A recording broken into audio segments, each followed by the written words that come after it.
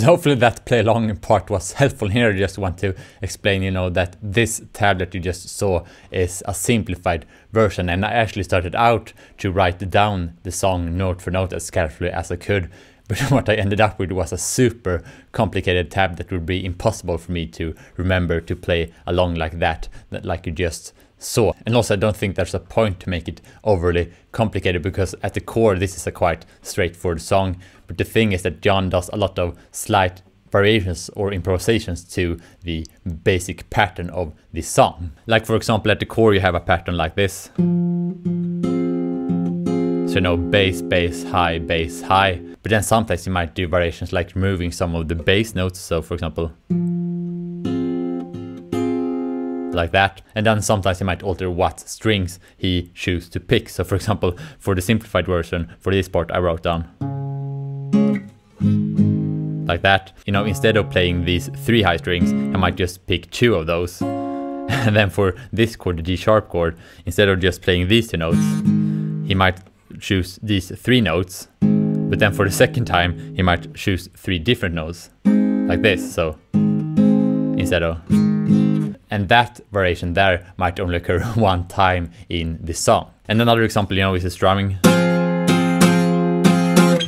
We have those classic muted down up strums that you do when you switch chords, but the thing is that that doesn't happen between all of the chords, which makes it really complicated to remember exactly where they are. And I think it's counterproductive to try to remember everything note for note in the original song, because if he would redo the song, I think he wouldn't really play it exactly the same way anyway. So I think the most important thing is to understand the main idea of the song. But I will still leave a link in the description to an advanced version of the tab in case you're interested, because I think it can be interesting to see, especially if you have the Guitar Pro software. You can let the program play the tab for you, so you hear all the notes and the rhythm and how it all plays out, because that gives you an understanding of how John approached the song, and that perhaps could be an inspiration for how you could approach the song when you play it. You know, what kind of improvisations you can try to work with and things like that. And also want to add that when I simplify the tab, I try to keep a good balance between not making it too simplified and not making it too complex. So there are some improvisations that really stands out, like for example, you know,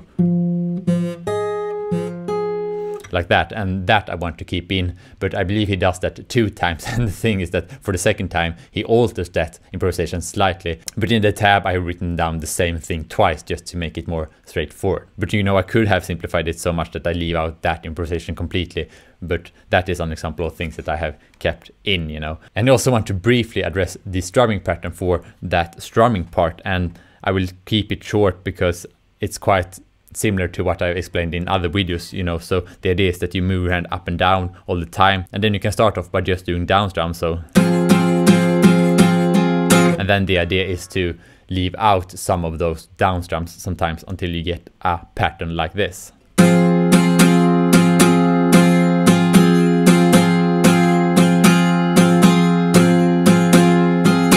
So yeah, focus on getting a feel for that, and remember to move your hand up and down all the time and not play like this. Because like I always say, that really kills the feel for the rhythm. And when you got that down, you got the basic understanding of the strumming pattern, but then, you know, there are some variations like, you know, like that. And then for example, for this part, it could be, or,